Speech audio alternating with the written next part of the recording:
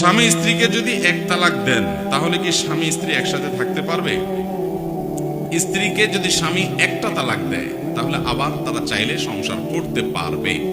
যদি ইদ্যতের মধ্যে থাকে, 3 মাসের মধ্যে থাকে, তাহলে শুধু মুখে বললেই হবে তোমাকে প্রত্যাহার করে নিলাম, বা নিয়ত করে নিলেই হবে যে আমি আমার কথা ফেরত নিলাম। স্বামী স্ত্রীর সাথে বসবাস করা শুরু করলে প্রত্যাহার হয়ে যাবে।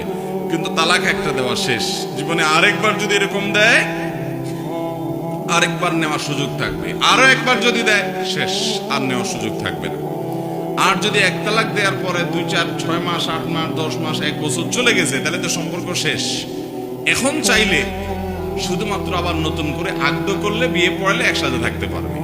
আমার দেশে মানুষ তালাক দিতে গিয়ে এমন ভাবে তালাক দেয় যে আর নেওয়া যায় না। আপনি যদি এইভাবে তালাক দেন, 10 বছর পরে আবার চাইলে সংসার করতে পারবেন।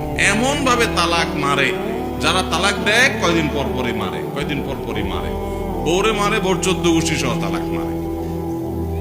এগুলো হলো ছোট লোক, অমানুষ, খারাপ মানুষ। ভালো মানুষ কখনো এইভাবে তালাক দেয় না। এটা নাজায়েজ তালাক। তালাকের মধ্যে তালাকুস সুন্নাহ হলো যে যদি বনিবনা নাই হয়, তালাক দিতেই হয়, তাহলে স্ত্রীর সাথে শারীরিক সম্পর্ক হয়েছে যে পবিত্রতা, ওইখানে তালাক দেওয়া যাবে না। এরপরে মাসিক আসবে, অপেক্ষা করতে হবে, মাসিক শেষ হয়ে পবিত্র হবে, তারপরে শারীরিক কোনো সম্পর্ক হওয়ার আগে তালাক দিতে হবে। এত সময় কেন শরীয়ত অপেক্ষা করতে বলছে? যাতে করে এটা প্রমাণিত হয় যে আপনার তালাকটা হুট করে হয় নাই, ঠান্ডা মাথায় বুঝে শুনে আপনি তালাক দিয়েছেন, এই জন্য এতগুলো সময় নিয়েছেন।